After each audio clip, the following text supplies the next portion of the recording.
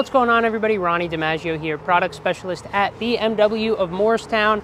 And in today's video, we are doing a walk around and overview with this 2023 BMW M240i xDrive. So this generation of the 2 Series came out for the 22 model year, and just one model year in 2023, we got a pretty big change to the interior. That is the introduction of iDrive 8 as opposed to iDrive 7 that was in the 22 model year. But of course, it's not an LCI. This is only a couple year old or 1 year old model, so we wouldn't get an LCI this early, but we do have the iDrive 8 change. Otherwise, things are pretty much the same from 22 to 23, but we are going to go over iDrive 8, and we're also, of course, going to talk about the exterior styling, interior styling, as well as powertrain and performance. So let's start there under the hood. So at least for another month or so, the M240 is the top of the line 2 Series. The M2 is coming very soon. It's due for release, I believe, in late October. It's late September right now. So for at least a little bit more, the M240 tops the 2 Series range with its 382 horsepower, 3-liter turbocharged inline 6, dubbed the B58, 369 pound-feet of torque. As we say in all our videos that feature a B58 powered car, super potent powertrain. It makes a proper amount of horsepower for its class, and if anything, it's a little bit underrated. Really potent, especially paired to the 8-speed auto as well as all-wheel drive. This car has very much, with its sizing, has that kind of pocket rocket feel. You can rattle off shifts really quick with a paddle shifter, and you have plenty of power on tap with the B58. So really great engine and powertrain available here in the M2, or excuse me, I have M2 on the mind, M240, but the M2 will have the S58 from the M3 and M4. We're thinking a manual transmission, maybe all-wheel drive, so that will obviously be the king of the hill in the 2 Series lineup. But even being the middle trim line, the M240 is extremely potent as a performance car. So let's go ahead and close up the hood. We'll talk a little bit about the styling, starting here in the front end. Something unique about the 2 Series is that it has the active grille, which many BMW models have, but in the 2 Series, there's actually no designated like standstill slats that kind of hide the active grille. It's right there. You can see the flaps are closed right now, but if you got the car hot, the engine wanted more air, those would open up. Really neat design feature, cool little engineering trick, because when the grills are closed, the car's more aerodynamic, more slippery, better fuel economy, but when it's open, you get more airflow, better cooling and whatnot, because the radiator's right back there. You'll also notice this car does have the 50th anniversary roundel because it is an M240, so it's eligible for that, which is cool to see. As for other styling elements, the lower portion of the bumper is pretty aggressive on the M240. You have pretty wide openings on either side, another big opening down in the center, so even for an M performance car, you're getting some pretty serious grille openings and an aggressive look, which I am personally a big fan of. I think the front end of this car looks really good. If we want to come around to the side of the car, you can start by taking a look at these wheels. These are 19-inch wheels running a 225/40 tire. It is a square setup on the M240, so it's you can rotate your tires if that's something you're interested in maintenance-wise. Makes it a little easier to run a square setup rather than a staggered setup. You'll also notice that we have really nice red brake calipers hiding behind those black wheels. And of course, 50th anniversary roundel right there as the center cap. Big fan of these wheels. But as far as other styling elements on the side of the car, I do want to point out the M winged mirror cap. We're seeing that trickle down to the M performance models from the M models. It's a really nice signature M styling element dating back way back into the 90s with BMWs. So we're happy to see that trickle down to the M performance models as opposed to being exclusive to M models. Some people will say that it makes the M models less special, but if you're buying an M car, you get the M engine, the M suspension, the M interior. There's plenty still left to differentiate an M car from an M performance car. So M wing mirrors, I'm personally totally okay and happy to see them on the M performance cars.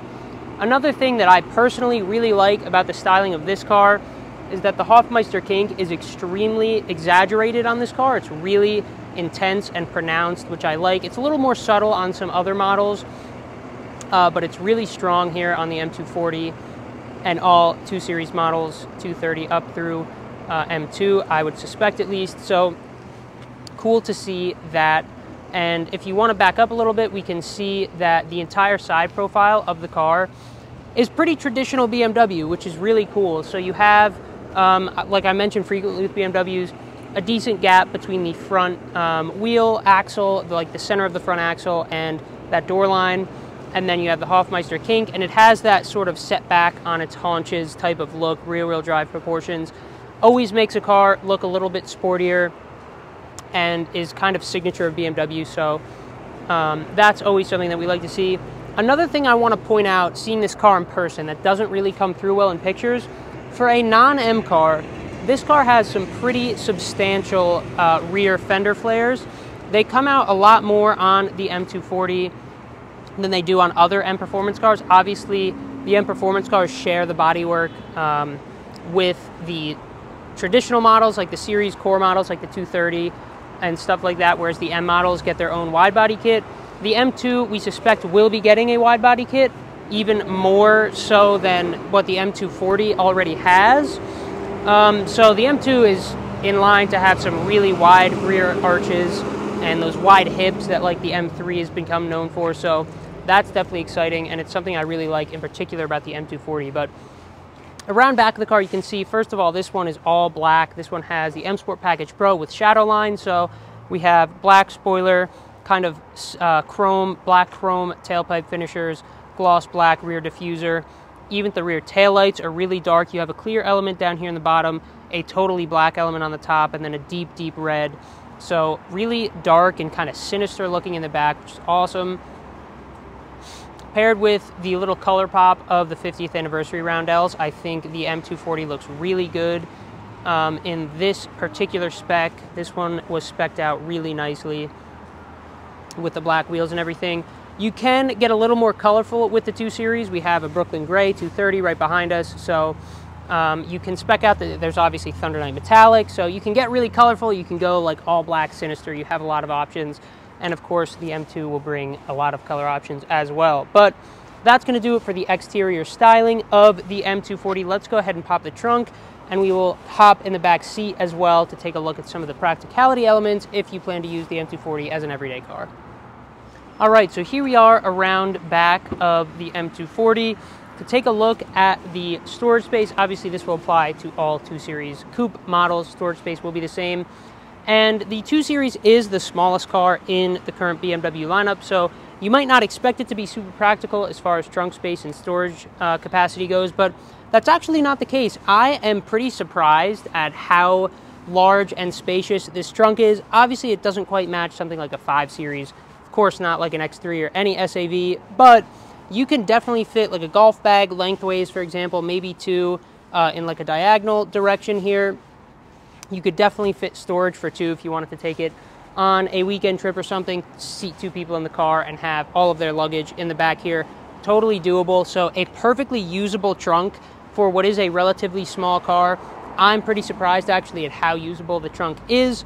So definitely not something to deter you from buying a 2 Series. If you like the dimensions of the car for its driving dynamic benefits, don't let the trunk scare you away. It's actually pretty practical back there. So with that being said, let's go ahead and hop into the rear seat. So to access the back seat, there is a lever right here on the back of the front seat. You can just pull that and the front seat will automatically move itself forward. And then as graciously as possible, you can slide yourself back here. Now, I am going to sit back and try to close the seat, but you guys might lose a decent camera angle, but I can get back here pretty easily. As you saw, like this opening is pretty large even for an adult to climb through, but you can put the seat back here and it'll whir its way back into the position that it was in, which is my driving position. This is where I sit up front at 5'9", and I have multiple inches of leg room back here. Hopefully you guys can kind of see that.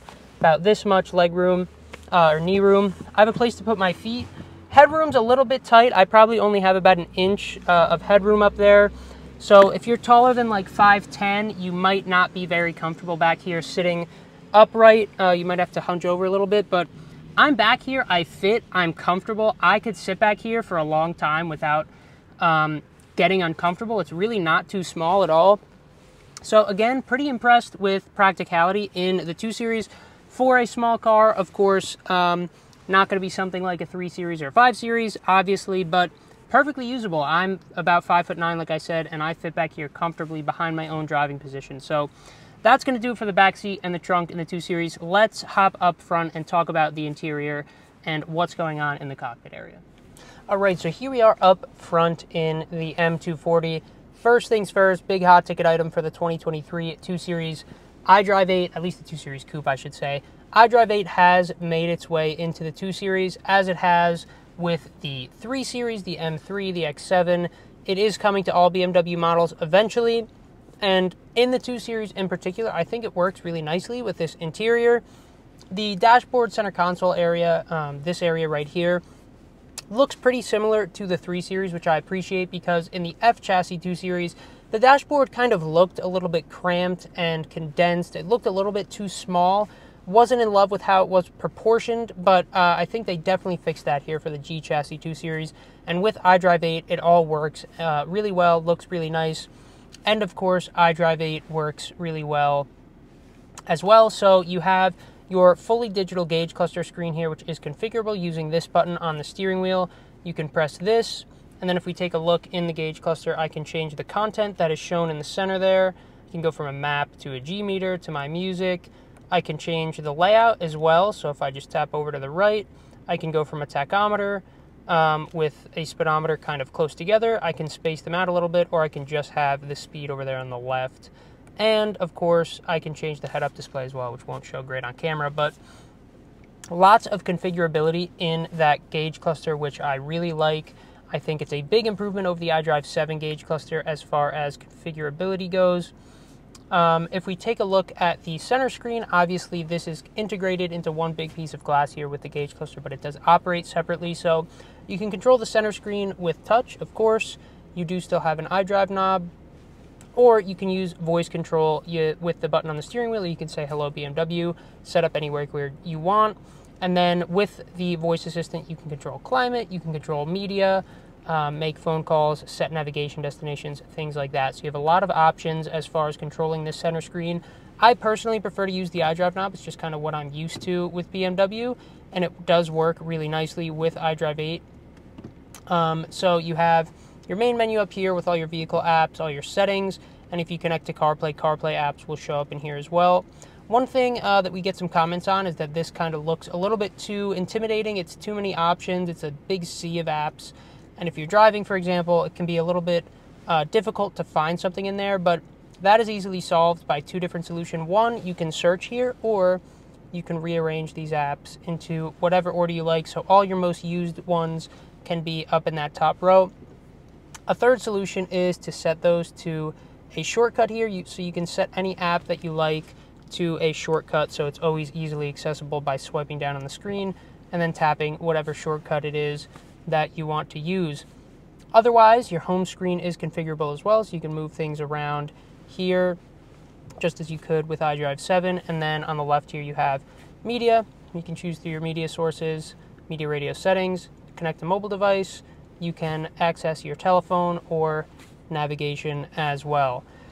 So overall, my opinion of iDrive 8, as you guys may know if you watch the channel, is generally positive. I love it in the M cars, and they do spice it up a little bit for the M performance cars, even over like the base cars. So we have little like M stripes at the top of the speedometer and gauge cluster, little touches like that that set the iDrive 8 system in M performance cars even apart from the cars that are below them in the lineup. And then of course M iDrive 8, which we do have a video on. If you want to click on this link here, you can watch that, but that is obviously set apart from this iDrive 8 system as well. So that is iDrive 8. We have a bunch of videos on our channel if you want to browse through those for more in-depth stuff on iDrive 8, but let's talk about the rest of the interior in here. To start, the seats are very comfortable. The armrests are at the same height on either side, And the steering wheel is the same familiar M Sport G chassis steering wheel that we have all come to love so much. Great steering wheel, nice thick rim, really comfortable 9-3 grip, and of course you have your paddle shifters on the back of the wheel as well. Little M badge down here. As far as visibility goes, for a coupe, which generally will have like a bigger, thicker C-pillar, your blind spot's actually not too bad. That rear quarter window there is relatively large, so you can definitely get a good view out of there. Mirrors are also pretty large, and the belt line isn't terribly high, so you can kind of see down over there as well. As far as looking at the front, the hood drops down in the front there nicely, so visibility is perfectly good, as well as out of your rearview mirror. As far as options go, this car happens to be spec'd pretty much all the way out. So we have Harmon Kardon sound system, we have the parking assistance package, M Sport Package Pro, Premium, and things like that. So this is about as nice as you can spec an M240, but if you don't want the parking assistance package or things like that, obviously you can option it down to get it to be a little bit more inexpensive. But options are great in the 2 Series. You can spec it out like this one is highly with Harmon Kardon, with the 3D cameras and whatnot, so you can get your 3D view if you want that, which I definitely recommend. So overall, I'm really happy with the interior of the M240, really happy with the options choices and pretty much everything going on in here. Before we head out, let's talk really quickly about one more change that is pretty significant in the M240. If we want to take a look down at the center console here, you'll notice that there's no longer a shift lever. Instead, it's now a rocker switch to select gears. This is another thing in like BMW car news media that people aren't super excited about. I was the same way when I first saw this. I thought, why would they get rid of the shifter? It worked fine. Don't fix it if it isn't broken. And even in our 3 Series LCI video, I was a little bit unenthused about the removal of the shifter, but as I drove that LCI 3 Series around, and as I've driven this M240 around, I can say I've actually warmed up quite a lot to the rocker style shifter here. It's super easy to use when you're just in a parking lot, as we are now. If you want to go from reverse back to drive, it just works really easily, really seamless. It's less cumbersome than like an actual shift lever, so I'm actually a fan of the rocker level switch, which I didn't think I'd be saying, but I am. I actually quite like it in like the 2 and the M and the 3 Series. The M2 will obviously hopefully have a 6-speed manual shift lever, or it'll have like the M shifter that we see in the M3 and the M4, I suspect. But anyway, that's a big change. Otherwise, things are pretty similar down here. You have all your standard buttons and iDrive controller, so not much else of note as far as changes 23 to 22 down there in the center. But that will do it for this little interior section of the video. Hopefully that gave you guys a good idea of what it's like to spend some time here in a 2 Series. But let's head outside and we'll wrap up with our final thoughts. All right, so that is going to do it for this walk around and overview with the 2023 M240i xDrive. Hopefully that gave you guys a good idea of what it's like to check out an M240 here in person if you haven't been able to do so already. We have this M240, we have a 230, as you can probably see there in the background. So we have some 2 coupes coming in. If you are interested, please do stop by, check them out. Give us a call at 973-455-0700 or browse our inventory at the link in the description of this video. Otherwise, please do check us out on social media at BMW of Morristown. That's Facebook, Instagram, and TikTok. Of course, YouTube here as well. But that is going to do it for this one. If you guys like this video, please do drop a like, drop a comment if you have questions about the M240 or any other BMW or recommendations for future videos. Please do subscribe to the channel as well if you think we deserved it. So that is going to do it for this one. Thank you guys so much for watching, and we'll see you in the next one.